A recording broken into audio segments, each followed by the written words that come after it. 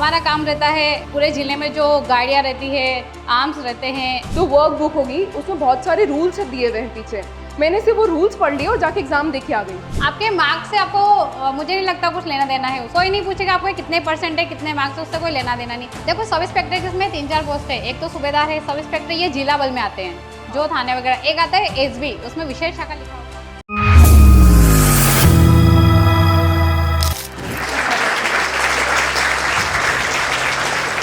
तालियां बजती रहनी चाहिए। सबसे पहले तो आप सभी को नमस्कार। कैसे हैं आप लोग? बढ़िया। काफ़ी दिनों से हम लोग सोच रहे थे, क्योंकि अभी आपको पता है कि एमपीएसआई को लेकर वैकेंसी आने वाली है, सिलेबस को लेकर अपडेट आ गया है कि सिलेबस अब पूरा चेंज हो गया है। और सिलेबस को लेकर कई लोग काफ़ी पॉजिटिव हैं, लेकिन बहुत सारे लोग काफ़ी नेगेटिव भी हैं कि सिलेबस चेंज हो गया है तो पता नहीं अब एग्ज़ाम निकालना टफ रहेगा या ईजी रहेगा। दूसरी बात कि किस प्रकार का ये जॉब होता है, सब इंस्पेक्टर का काम क्या होता है, सूबेदार का काम क्या होता है, वर्किंग कैसी है, पुलिस विभाग किस प्रकार का है, बहुत सारी ऐसी क्वेरीज आप सबके दिमाग में होती है। तो फिर हमने सोचा कि क्यों ना एक इस प्रकार का सेमिनार हम आयोजित करें। तो मैं दोनों हमारे आज के जो अतिथि हैं, मुख्य अतिथि के तौर पर जैसे पूजा पाटीदार मैम हैं जो सूबेदार पद पे हैं, और पायल लोहानी मैम हैं जो सब इंस्पेक्टर पद पर हैं और ये इंदौर में ही पदस्थ हैं। तो आप दोनों का पूरे विनर्स परिवार की तरफ से मैं हार्दिक स्वागत करता हूं। एक बार मैम लोगों के लिए जोरदार तालियां होनी चाहिए। Good afternoon everyone. कैसे हैं सभी? चलिए ठीक है। आप सभी एमपीएसआई की तैयारी कर रहे हैं सभी? मेरा नाम पूजा पाटीदार है, नीमच जिले से हूँ। इससे पहले मेरी पोस्टिंग थी मंदसौर, 3 साल में मंदसौर रही और अभी मुझे 5 साल इंदौर हो गए हैं और मैं सूबेदार के पद पे हूँ। आप अगर फॉर्म भरने जाएंगे तो आपको ऑप्शन मिलेंगे, सबसे पहला सूबेदार, फिर सब इंस्पेक्टर, फिर एसबी, प्लाटून कमांडर। तो उसमें पता चल जाएगा आपको। ये बहुत अच्छी बात है आपके लिए कि आपको पता चल रहा है। जब हम लोग फिजिकल के लिए गए थे, मतलब मैं जब फिजिकल के लिए गई थी तब मुझे नहीं पता था सूबेदार और सब इंस्पेक्टर में अंतर क्या है। तो ये बहुत अच्छा प्लेटफॉर्म है जो आपको मिला है, जिसमें आप ये पता कर पाएंगे कि सूबेदार क्या होता है, सब इंस्पेक्टर क्या होता है। देखिए सबसे अच्छा मौका ये इसलिए भी है आपके लिए क्योंकि जो पीएससी की जो ग्रेड पे रहती है वो भी किसी किसी पोस्ट के लिए 3600 रहती है। और ये वनडे एग्जाम है, मतलब वनडे मतलब मेंस और इसको मान लीजिए तभी वनडे ही है, एक प्री है और एक मेंस है तभी वनडे। पीएससी जैसा इतना खिंचाव तो है नहीं कि हमें लिखना पड़ रहा है बैठ के, लेकिन आपको पे जो मिल रहा है वो 3600 ही है। तो ये बहुत अच्छी बात है कि आपको कम मेहनत में पे उतना ही मिल रहा है, प्लस आपको नागरिकों की सुरक्षा और उनका हित के लिए काम करने के लिए भी मिल रहा है। तो आप काम कर रहे हैं सोशल वर्कर के रूप में और पैसा आपको अच्छा मिल रहा है। तो ये बहुत अच्छी चीज़ है जो अभी आ रही है। और आप लोगों के लिए सबसे अच्छा इसलिए भी क्योंकि हमारी जो बैच है वो बैक टू बैक है ना। तो अब जो हमारे प्रमोशंस होंगे उसमें समस्या है, लेकिन आपके साथ 7 साल का गैप है। तो जब आप लोगों के प्रमोशंस की बारी आएगी तो आप लोग जल्दी प्रमोशन होंगे क्योंकि 7 साल का गैप है इसलिए। तो इतना नेगेटिव मत सोचिए कि इतना देर बाद आ रहा है, उसमें हमारे लिए तो अच्छी बात है ना, ठीक है। और पुलिस की जॉब में एक सबसे अच्छा बेनिफिट है कि आप यूनिफॉर्म, आपको किसी को बताना नहीं पड़ता है, आपकी पहचान आपको किसी को नहीं बतानी। आप कहीं पे भी खड़े रहोगे यूनिफॉर्म में, आपको सब देख के पहचान जाएंगे कि आप पुलिस में है। अदर डिपार्टमेंट में क्या होता है, आपको आपकी पहचान बतानी पड़ती है, पद भी बताना पड़ता है कि आप कौन से उसमें है, क्या जॉब करते हैं। पुलिस की जॉब एक ऐसी है कि आपको किसी को आपकी पहचान बताने की ज़रूरत ही नहीं है, आपको उसको, और आप जैसे ही वर्दी पहनते हैं आपके अंदर वो चीज़ अपने आप आ जाती है। मैं भी अगर सिविल में रहती हूँ तो वो एटीट्यूड नहीं रहता है, लेकिन जब हम यूनिफॉर्म पहनते हैं ना तो वो यूनिफॉर्म के साथ ही आती है। अगर मैं जाके अब हम ऐसे ही मार्केट जाएंगे या बाहर निकलते तो वो चीज़ नहीं होती क्योंकि हम सिविल में होते हैं। लेकिन जैसे यूनिफॉर्म डाली तो वो चीज़, एटीट्यूड जो रहता है पुलिस का, वो अपने आप आ जाता है आपके अंदर। और आप बहुत सोचते हैं, जब यूनिफॉर्म डालिए तो आप सोचते हैं कि आपको 10 लोग देख रहे हैं, और वाकई में देखते हैं। एक यूनिफॉर्म वाला खड़ा होगा उसकी तरफ नज़र पहले जाती है। तो वो चीज़ है ना कि वो आप अट्रैक्शन वाला जो रहता है, अगर आप यूनिफॉर्म डालिए तो बहुत अच्छी चीज़ है। और पुलिस ऐसा है, यूनिफॉर्म पहनी तो उसको कोई रोकता भी नहीं, कहीं पे भी जाना हो कोई नहीं रोकेगा, चाहे कांस्टेबल से लेकर के अपर रैंक, किसी भी आप रैंक में हो तो आपको कोई नहीं रोकता है। और मैं आपको सूबेदार के बारे में बताती हूँ। सूबेदार जो होते हैं वो सबसे पहली वाली पोस्ट होती है, फिर उसके बाद सब इंस्पेक्टर। वैसे तो सभी सेम ही है, ग्रेड पे सेम है, सब कुछ सेम है, सब में 2 स्टार लगेंगे, सब कुछ सेम है। लेकिन सूबेदार का काम रहता है मेन मैनेजमेंट। जैसे कि पुलिस में भी क्या अलग अलग वो होते हैं। अब जैसे मैडम सब इंस्पेक्टर या थाने वगैरह पे पोस्टिंग रहती है, ये वो करते हैं इन्वेस्टिगेशन वगैरह करते हैं। सूबेदार जो रहते हैं वो मेन हेडक्वार्टर में रहते हैं। हमारा काम रहता है पूरे ज़िले में जो गाड़ियाँ रहती है, आर्म्स रहते हैं और जितना भी फोर्स रहता है, जैसे कि सीएम साहब, आज सीएम साहब का प्रोग्राम है या कहीं भी कुछ भी आज कॉन्सर्ट है हनी सिंह का, वहाँ पूरी व्यवस्था हमको लगानी है, पूरा प्रोग्राम हमको बनाना है। कौन ड्यूटी कहाँ, इस पॉइंट पे कौन ड्यूटी करेगा वो सब हम देखेंगे। मतलब वहाँ का पूरा मैनेजमेंट वो हमको करना है। हम बस इनको बताएंगे तुमको जाके वहाँ ड्यूटी करना होते हैं ना, तुम लोगों ने देखा होगा वीआईपी मूवमेंट्स होते हैं, और जब वीआईपी मूवमेंट्स होते हैं तो जगह जगह पुलिस खड़ी रहती है, तो वो जो मैनेजमेंट्स होते हैं वो सब सूबेदार है ना। और सूबेदार प्रमोट होके आरआई बनते हैं और सब इंस्पेक्टर प्रमोट होके टीआई बनते हैं। टीआई तो सबको पता ही होगा कि थाने में रहते हैं, लेकिन आरआई जो रहते हैं, आरआई रहते हैं वो रिजर्व इंस्पेक्टर रहते हैं, वो पुलिस लाइन में रहते हैं और एक जिले में एक ही आरआई होता है। और ये जो क्वेश्चंस हम लोग बता रहे हैं ना, ये इंटरव्यू में आएंगे, मतलब आपको पता होना चाहिए कि आपने मतलब कि सूबेदार का क्यों भरा, पहले प्रायोरिटी में वही पूछेंगे। आपने सूबेदार का प्रायोरिटी क्यों भरी, आपको सूबेदार बनना है, सब इंस्पेक्टर बनना है, तो क्यों बनना है। तो आपको पता, हमको बताने वाला कोई नहीं था, हमें नहीं पता था सूबेदार क्या काम करता है, सब इंस्पेक्टर क्या काम। अब वो हमने तो प्रायोरिटी में फर्स्ट सेकंड थर्ड डाल दिया, जिसके मार्क्स अच्छे थे वो सूबेदार बन गए, बाकी फिर नीचे नीचे, और जिसके सबसे कम थे वो प्लाटून कमांडर में आ जाते, जो आर्म फोर्स में रहते हैं ना, आपने देखा होगा एसएफ वाले। लेकिन आप किसी को भी देख के ये जज नहीं कर पाएंगे कि ये सूबेदार है, ये सब इंस्पेक्टर है या एसएफ में, क्योंकि सैलरी भी सबके सेम होती है, वर्दी भी सबके सेम रहती है, वो आपको देख के नहीं पता चलेगा। हाँ। और ये क्वेश्चंस, ये जो मैंने वीआईपी मूवमेंट्स बोले हैं, आप इस समय जब इंटरव्यू के लिए प्रिपेयर करें, तो जैसे अभी आपको एक क्वेश्चन दिए, अभी मैं सिलेबस देख रही थी, तो उसमें पुलिस प्रशासन के लिए कुछ लोकतंत्र में पुलिस प्रशासन का महत्व, तो ये जो क्वेश्चंस है ना, ये आप इस प्री मेंस के लिए तो है ही है, और इंटरव्यू में भी आपसे क्वेश्चंस पूछेंगे। आपको अगर लॉ एंड ऑर्डर की ड्यूटी मिल जाएगी तो आप कैसे करेंगे, जिले में आपके कोई क्या कहते हैं धरना प्रदर्शन हो रहा है तो आप उसको कैसे रोकेंगे, कर्फ्यू है, कर्फ्यू को आप कैसे मैनेज करेंगे, ये सारे इंटरव्यू के क्वेश्चंस हैं। अब आते हैं कि आपको सेल्फ स्टडी कैसे करनी है, आपको आपकी प्लानिंग कैसे करनी है ना। आप लोगों ने पीएससी के लिए पढ़ा ही होगा, नहीं भी पढ़ा है तो अब पढ़ेंगे, ठीक है। आपको सबसे अच्छी कोचिंग की बात ये होती है कि आप जो अपना सिलेबस है उसको छोटे छोटे फॉर्म में खुद ये लोग पढ़ा देते हैं।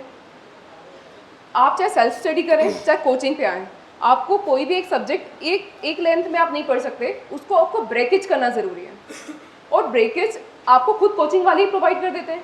मान लो आज हिस्ट्री है, अब मैं हिस्ट्री उठा के एक दिन में तो कंप्लीट नहीं कर दूंगी ना, उसका ब्रेकेज जो है वो छोटे छोटे पार्ट्स में करूँगी। अगर वो छोटा छोटा पार्ट्स आप एक एक बार में पढ़ते जाएंगे, जो यहाँ आपको पढ़ा रहे हैं, खुद सेल्फ स्टडी करेंगे, जो क्वेश्चन सर बता रहे हैं, जिस पैटर्न पे सर बता रहे हैं, आपको टेस्ट लेंगे, या आप खुद अपना कोई टेस्ट पेपर लगाना चाहें वो लगा सकते हैं। आपने मान लो आज ये टॉपिक पढ़ लिया, घर जाके उसको पढ़िए, रिवाइज कीजिए, क्योंकि जिस दिन का टॉपिक है आपको अगर सक्सेस होना है, मतलब इस कॉम्पिटिटिव एग्जाम में, तो आप ये मान के चलिए जो आपको कोचिंग पे आज पढ़ाया जा रहा है वो आपको घर पे जाके अपना खुद से पढ़ना है, और उसको बैठ के एक बार रिवाइज करना है कि एक बार आज मैंने पढ़ लिया, जैसे 1857 मैंने रिवोल्ट पढ़ लिया, फिर मैं उसके की पॉइंट्स ढूंढूंगी, मन में सोचूंगी क्या मुझे याद आ रहा है बुक बंद करने के बाद, आज शाम को मैंने पढ़ लिया, कल सुबह मैं इसको मगअप करने की कोशिश करूंगी, मुझे कितना याद है, उसके बाद मैं उसके क्वेश्चंस लगाऊंगी। अगर मैंने इतना कर लिया तो आप समझना कि आप एक सक्सेस की सीढ़ी एक स्टेप चढ़ चुके हैं। लेकिन आप लोगों के साथ मार्क्स का बहुत अच्छा प्लस पॉइंट है कि आप उसको मैनेज कर सकते हैं, उसको प्लस पॉइंट लेकर के सोचिए कि आपको उसको ऐसे मैनेज करना है। आप रिटर्न बहुत अच्छा कर लीजिए, फिजिकल अगर आपको हो तो आप उसको देख के चलिए कि आप मुझे एक मिनिमम इस टाइम में निकालना है, 30 मार्क्स चाहिए तो मुझे 330 तक तो लाना ही है, 35 मार्क्स चाहिए तो आप उसको टाइम को मैनेज करके आप मैनेज कर सकते हैं। और हमारे लिए जो क्राइटेरिया था वो भी मैं देख के आ रही हूँ, वो 35 मार्क्स है।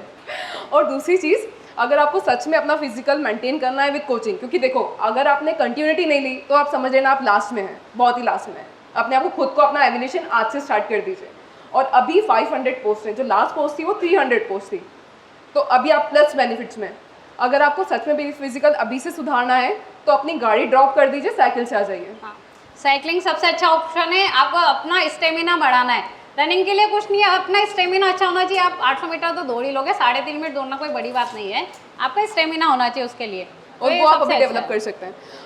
अगर आप अभी से ऐसा नहीं कि आप अभी आप इसके साथ साथ सुबह सुबह आप आधा घंटा भी डेली दौड़ेंगे ना, आधा घंटा भी बहुत है। हाँ, बहुत मतलब एक बेस नॉर्मल बाइक का जैसे बोला कि हम तो नहीं आने वाले, आप कुछ भी कर लीजिए ना। थोड़ा सा चलते हैं ना, उससे थोड़ी सी स्पीड आपको बस बेस बढ़ाना है। आप अपना स्टेमिना, आप ये सोचिए अपना स्टेमिना डेवलप करें, बाकी वो स्पीड तो वो बाद में, आखिरी के 1 महीने में स्पीड आपकी कवर हो जाएगी। जैसे रिटर्न होता है आपके मार्क्स देख करके, आप उसके बाद में 1 महीना स्पीड पे काम करें, उसके पहले आप अपना स्टेमिना पे काम करें तो उसमें कोई दिक्कत नहीं आएगी। मेनली महिलाओं के लिए क्या चैलेंजेस है पुलिस की जॉब में? सबसे बड़ी प्रॉब्लम यही है। आप पुलिस डिपार्टमेंट में जब भर्ती हो जाते हैं ना, तो उसमें महिला पुरुष का वो जो है ना वो ख़त्म ही हो जाता है। आपको कोई नहीं सोचेगा कि आप महिला है। ऊपर से अगर कांस्टेबल में हुए तो बिल्कुल महिला कांस्टेबल, लेकिन आप एज ए ऑफिसर अगर आप भर्ती होते हैं सब इंस्पेक्टर, तो महिला सब इंस्पेक्टर कोई नहीं बोलता है, आपका वो महिला पुरुष वाला ख़त्म ही हो जाता है। क्योंकि आप एक ऑफिसर है, आपको पूरा टाइम उतना ही देना है, सब कुछ है, उसके बाद फैमिली को मैनेज करना है, वो आपकी प्रायोरिटी आपको डिसाइड करनी है। लेकिन अगर आप जॉब में आते हैं ना, तो आपकी प्रायोरिटी वैसे भी चेंज हो जाती है। आप अपनी जॉब को ही प्रायोरिटी देंगे, फैमिली में कितना भी इम्पोर्टेंट कुछ भी हो, आप उसको आप खुद ही नहीं कर पाएंगे, आप उस जगह आ ही जाते हैं। तो वो मैंने हर जॉब के कुछ बेनिफिट और कुछ नेगेटिव पॉइंट है। कोई भी जॉब ले लीजिए आप, XYZ, आप हर जॉब के देखेंगे, कुछ आपको एक्स्ट्रा बेनिफिट्स मिलेंगे, कुछ एक्स्ट्रा नेगेटिव पॉइंट मिलेंगे। तो ये डिसाइड आपको करना है कि आपको कौन सी जॉब प्रेफर करनी है। और हाँ, आप हमसे पूछेंगे तो हम अपने बता सकते हैं चैलेंजेस। देखो, जैसे मैडम का है तो ये हेडक्वार्टर में रहेंगे, जो भी सूबेदार बनेगा वो हेडक्वार्टर में ही रहेगा। लेकिन मैं एज ए सब इंस्पेक्टर, मेरी थानों में पोस्टिंग हो सकती है, तो थानों में मेरे गांव में भी हो सकती है, शहर में भी हो सकती है, कुछ नहीं बोल सकते। आज मैं हो सकता है कि 800 से 600 किलोमीटर नाप लूँ, समझ रहे ना 800 से 600 किलोमीटर क्या है। नहीं, मैं मेडिकल से रिलेटेड पूछना चाहता था। मेरा हैंड जो है ना वो फ्रैक्चर हुआ था बचपन में, तो उसमें मेडिकल में कोई प्रॉब्लम आ सकती है क्या? अगर आपका गोला फेंक है, गोला फेंक हो जाएगा, आप फिजिकल पूरा क्लियर कर लेते हैं। मेडिकल में होता है आपका ब्लड यूरिन टेस्ट होता है, हाइट होती है, फ्लैट फुट, नोकनी होते हैं, घुटने आपके वो नहीं होना चाहिए, फ्लैट फुट। अगर पाँव आपका पूरा फ्लैट है तो भी आपको बाहर कर देंगे वो। और मैम टैटूज की भी प्रॉब्लम है क्या? हाँ? बॉडी पे टैटूज होगा? नहीं है, पुलिस नहीं, में नहीं, नहीं आर्मी है। में होता है, आर्मी में पुलिस होता है, में पुलिस में नहीं पुलिस है में ऐसा। नहीं है। मैम आपका इस जर्नी में शेड्यूल क्या रहता था? क्योंकि हम मैम कोई भी शेड्यूल फिक्स करके 2 दिन चलता है, 5 दिन चलता है, फिर इसमें से शेड्यूल भी प्लान करना पड़ता है, और फिर मतलब तो उसमें कोई दिक्कत नहीं है ना, 2 दिन चले 2 दिन चलाओ, फिर उसके बाद में रीशेड्यूल कर लो, फिर 5 दिन चले 5 दिन चलाओ, उसमें क्या दिक्कत है? अच्छा है ना, जितने दिन चले उतने दिन तो चलाओ। वैसे कोशिश करो कि आप कंटिन्यू रखो। मैम आपका क्या शेड्यूल रहता था? देखो, अभी जैसे मैंने एक एग्जांपल दिया ना, मैंने आज मान लो कुछ पढ़ा यहाँ पे कोचिंग पे, मैं घर गई, मैंने बुक बंद की, मैंने सोचा 1857 में है क्या। अगर मैं उसका 50% भी दे पाई बिना पढ़े, घर पे जाके मैंने बुक कॉपी कुछ नहीं खोली, आंखें बंद की और 50% मैंने रिकॉल किया, मैं सक्सेस की कगार पर हूँ। लेकिन उसके बाद तुम्हें घर जाके पढ़ना है, आंखें बंद करके बस सोचो, जितना ज़्यादा तुम ब्रेन को यूज़ करोगे ना, तुम्हारे न्यूरॉन उतने डेवलप होंगे, और जितने तुम्हारे न्यूरॉन डेवलप होंगे ना, उतनी तुम्हारी मेमोरी शक्ति अपने आप बढ़ेगी। रिवीजन करना पड़ेगा, रिवीजन का कोई तोड़ नहीं है। आज तुमने मान लो हिस्ट्री खत्म कर ली, जो आज तुम्हारा पेज तुम्हें पढ़ने में आधा घंटा लग रहा है, कल तुम्हें 10 मिनट में तुम्हारी पूरी कॉपी खत्म होगी, लेकिन उसका तुम्हारा काम होना चाहिए। मैं बताती हूँ स्ट्रगल के लिए तुमको मेन क्या करना चाहिए। सबसे पहली बात, दिन का जो पढ़ा है ज़्यादा मत पढ़ो, कोचिंग पे जो पढ़ा है शाम को सोने से पहले उसको एक बार तो रिवाइज करो ही करो, ताकि वो 2 बार हो जाता है तो आपको अच्छे से याद हो जाएगा। इतना तो कर ही सकते हो, जितना पढ़ा उसको रिवाइज करो, आप मत पढ़ो नया। और कंटिन्यू डेली कोचिंग आओ, डेली रिवाइज करो, दिन में 2 बार रिविजन हो जाएगा, आपको बहुत अच्छा हो जाएगा। दूसरी बात ये, कभी डीमोटिवेट हो रहे हैं या पढ़ने का मन है, आप अपने पेरेंट्स को याद कर सकते हो। सबसे अच्छा आपको उससे बहुत, आपसे ज़्यादा स्ट्रगल वो लोग कर रहे हैं आपके पीछे, ये चीज़ आपको पता होनी चाहिए। आप यहाँ पे बैठो, यहाँ हो, आपका स्ट्रगल कुछ नहीं है उनके आगे। मैं सच बोल रही हूँ, आपका स्ट्रगल कुछ भी नहीं उनके आगे। वो क्या स्ट्रगल कर रहे हैं वो एक तो बताएंगे नहीं, ठीक है, और आपको पता भी नहीं चलेगा क्योंकि आप पास में हो नहीं। तो आप उनको याद करो, उनको सोचो, और आपका अपने आप आपको वो एनर्जी मिलेगी, आपको ताकत आएगी कि आप वाकई में कर लोगे।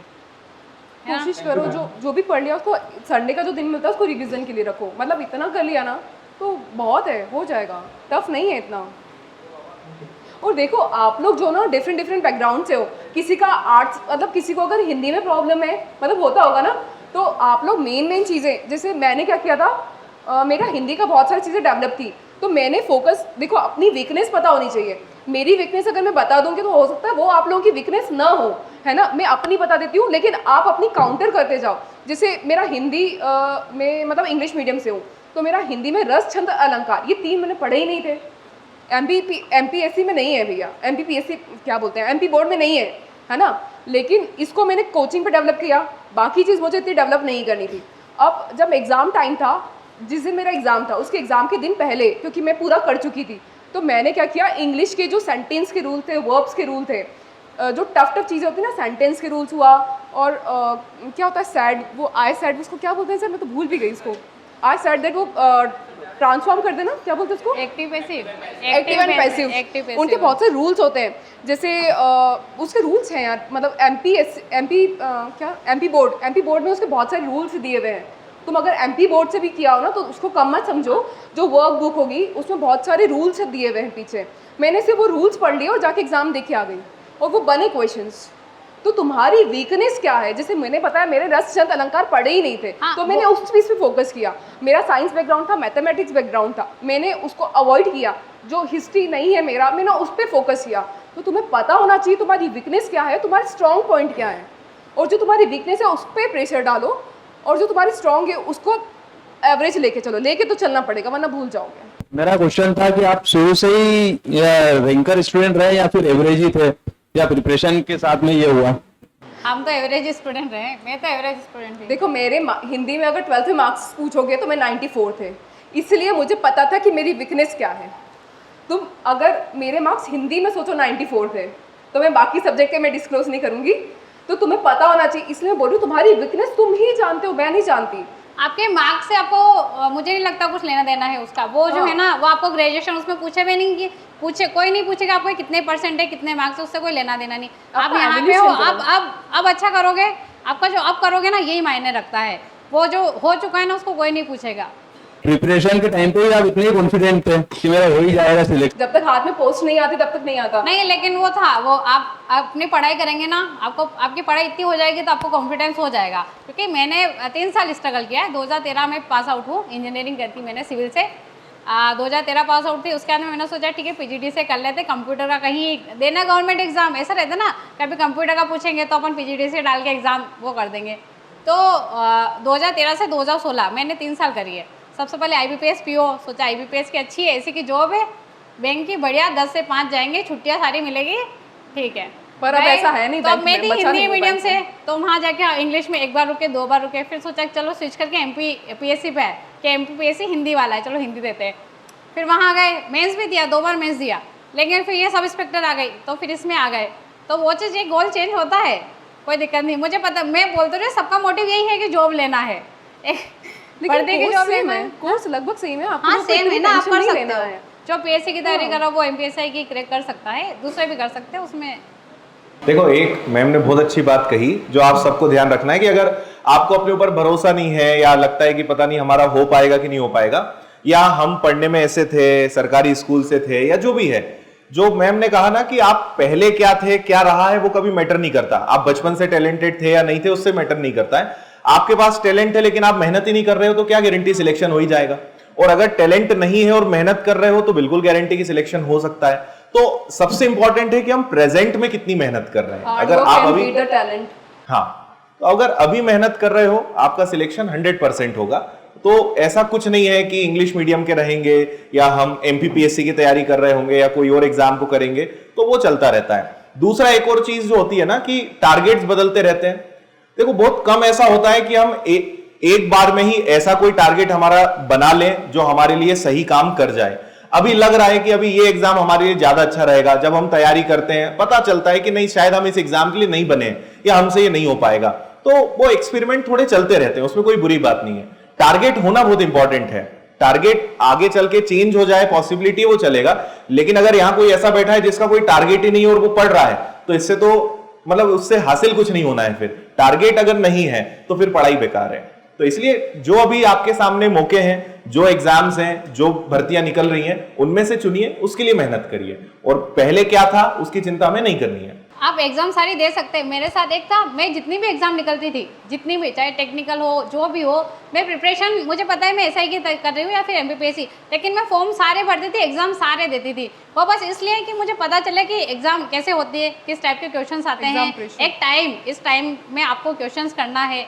मैं बस इसके लिए पेपर देती थी, मैं पढ़ती नहीं थी। मैं पढ़ती जो पढ़ रही हूँ मैं वही पढ़ूंगी, अगर उसमें से आ गया तो ठीक है, अच्छी बात है, नहीं तो भी मैं महीने में शायद 2 से 3 हर संडे में एग्जाम देने ही जाती थी। मेरे से पूछते थे तू सारे फॉर्म क्यों भरती, क्यों पैसे बिगाड़ती है। मैंने कहा ठीक है ना, अपन जॉब लगी, 1 महीने की सैलरी में वो जितने भी फॉर्म भरे ना सबके पैसे वसूल हो जाएंगे, बस 1 महीने की सैलरी में। नहीं वो सच है, लेकिन उसका जो एक्सपीरियंस है ना वो बाद में नहीं मिलेगा। वो जो आपका एक्सपीरियंस है ना एग्जाम देने का, क्वेश्चंस किस टाइप के आते हैं वो आपको हर कोई नहीं दे सकता, यहाँ बैठ के भी नहीं। हो जाता है। आप वहाँ दोगे ना तभी आपको पता चलती है। जो एग्जाम का प्रेशर होता है और जो टाइम मैनेजमेंट होता है, आप अपने आप से करेंगे तो वो नहीं आ पाएगा, इसलिए देना चाहिए। देखो खर्चे में और इन्वेस्टमेंट में यही फर्क है ना। अगर आप फॉर्म भरने को एक खर्चा मान रहे हो तो वो खर्चा कभी वापस नहीं मिलता, इन्वेस्टमेंट हमेशा 4 गुना 5 गुना होके मिलता है। तो अगर आप फॉर्म भर रहे हो, एग्जाम देने जा रहे हो, आप सबके साथ एक दिक्कत आती है, जब एग्जाम देने जाते हैं तो हार्ट बीट बढ़ जाती है, बड़ा ही एक मतलब घबराहट होती है। तो अगर बार बार आपने 2-4 बार एग्जाम दे दिया तो वो घबराहट कम होने लगती है, आप एग्जाम के प्रेशर को मैनेज करना सीख जाते हो। तो इसीलिए भले आपको उस एग्जाम में नहीं जाना है या उसमें ज्वाइन नहीं करना है, आप एग्जाम देके एक्सपीरियंस लेना सीखो, आप उस अनुभव को लो कि क्या घबराहट होती है, कैसे क्वेश्चंस आते हैं, क्या चीजें होती हैं। तो 2-4 एग्जाम देने का फायदा मिलता है। उससे ना आपको ये भी पता चल जाता है ना, आपने अगर नहीं भी पढ़ा होगा ना तब भी आप ऑप्शन इलिमिनेशन जो है हाँ, वो एग्जाम हॉल में सीख पाएंगे, वो आपको कोई नहीं सिखा सकता। कि 4 ऑप्शन से आपको नहीं पता है, आप सबसे पहले एलिमिनेट करना शुरू करो उसको। वो 4 में से ये दो तो डेफिनेटली हो ही नहीं सकते, बचे 2, फिर उनमें से आप मतलब ऑप्शंस में से आप उसका आंसर अगर आपको नहीं पता है तो उस टाइप से आप कर सकते हैं। और ये बहुत अच्छा, मतलब मेरा खुद का एक्सपीरियंस तो बहुत अच्छा रहा है। मैंने ऐसे ही अपने खुद को कॉन्फिडेंस, आप जितनी एग्जाम दोगे ना आपका कॉन्फिडेंस उतना अच्छा आएगा, आपको अच्छा अभी तो लगेगा उसकी कि भी हाँ, भर्ती आई है ना सर, फूड इंस्पेक्टर की भी आई है ना। और मैंने तो निकाली भी है, फॉरेस्ट गार्ड की मैंने निकाला है, इसमें हेड कांस्टेबल की थी तो टेक्निकल निकली थी कंप्यूटर वाली, वो भी मेरी मतलब उसमें फाइनल मेरे पास लेटर भी आया ज्वाइनिंग लेटर, लेकिन फिर मेरे तीनों एग्जाम साथ में निकली थी, लेकिन फिर सूबेदार वाली ये थी तो मैंने ही ज्वाइन कर ली। बाकी 2 ज्वाइनिंग लेटर मेरे पास अभी भी रखे हैं। तो वो एक अच्छी चीज़ है, आप दे सकते हो, आप सारी एग्जाम दो, बिल्कुल आपको उसका जो अनुभव है ना वो कोई नहीं दे सकता, वो आपको खुद को लेना पड़ेगा। अच्छा, सब इंस्पेक्टर में एक चीज़ और है जो मैंने नहीं बताया, एक तो होता है नॉर्मल, मतलब जो अपना एसएफ वाला रहता है, एक जो सूबेदार होता है, सब इंस्पेक्टर है। इनके लिए आपको कोई टेक्निकल या अलग से डिग्री की ज़रूरत नहीं है, लेकिन 3 पोस्ट है जिसमें टेक्निकल की रिक्वायरमेंट है। एक तो होता है रेडियो, एक होता है आर्म्स में अगर आप मैकेनिकल है ना, मैकेनिकल वालों का और जो आपका नॉर्मल है ना रेडियो वाला, उसमें आपका EC IT ऐसा कुछ है। और एक तो अगर आप fingerprint उस वाला क्राइटेरिया में भी आते हो ना तो आप अलग से अपना एक मतलब इसके साथ DF के साथ उसका अलग से भी एक एग्जाम होता है। तो ये आपके पास एक्स्ट्रा बेनिफिट है इंजीनियरिंग वालों के पास। देखो सब इंस्पेक्टर के इसमें 3-4 पोस्ट है, एक तो सूबेदार है, सब इंस्पेक्टर ये जिला बल में आते हैं, जो थाने वगैरह। एक आता है SB, उसमें विशेष शाखा लिखा होगा, उसमें वो लोग SB वाले जो रहते हैं सब इंस्पेक्टर वो सिविल में रहते हैं, वो कभी यूनिफॉर्म नहीं पहनते ना, शेविंग का। अब पुलिस में ना सबको शेव क्लीन करना बहुत जरूरी है, डेली आपको शेव करना पड़ेगा, लेकिन SB वाले वो शेव बढ़ा के वो आपको नॉर्मल आपके बीच में रहेंगे, आपको पता भी नहीं चलेगा कि वो पुलिस वाला है। वो मतलब खुफिया जो रहते हैं ना वो वाले रहते हैं, वो SB वाले, वो वाली पोस्ट रहती है वो। और एक रहती आर्म्स वाली प्लाटून कमांडर, वो जो SF में रहते हैं। मैं आप लोगों की तरफ से इसी क्वेश्चन को थोड़ा अलग तरीके से पूछ लेता हूँ। जब ये लोग ज्वाइन करेंगे तो इनको लगभग शुरुआत कितने से मिलेगी? सर 60-70 तो मिलनी चाहिए। 60 है। इनको यही सुनना था कि हाँ, आप लोग 3 साल के 8th पे बाद। में ज्वाइन होंगे, हम लोग 7th पे वाले हैं, आप लोग 8th पे वाले हैं, तो आपके इसमें 2.86 का मल्टीप्लाई हो जाएगा। हाँ, मतलब 60-70,000 के आसपास आपकी स्टार्टिंग रहेगी। लेकिन उसका 70% मिलेगा फर्स्ट ईयर, हाँ। Second year 80%, third year 90%, 4th year 100% रहेगा आपका। और एक और क्वेश्चन आप लोगों की तरफ से मैं पूछ लेता हूँ कि सैलरी के अलावा और क्या क्या सुविधाएं अच्छी और मिलती हैं इसमें, वो थोड़ा सा और आप इन लोगों को बता दीजिए। सैलरी के अलावा आपको ये क्वार्टर, अगर क्वार्टर मिलता है तो अच्छी बात है, नहीं मिलता है तो आपको उसका 5% 10% एक्स्ट्रा मिलता है, होम अलाउंस HRA मिलता है आपको। और जैसे आप उधर नक्सल एरियाज में होते हैं तो आपको वहाँ पे भी एक्स्ट्रा हाइक मिलता है। हाँ, वो मंडला बालाघाट जो जिले हैं ना वहाँ की एक्स्ट्रा आपको सैलरी, वहाँ पे सैलरी ज़्यादा है उन लोगों की।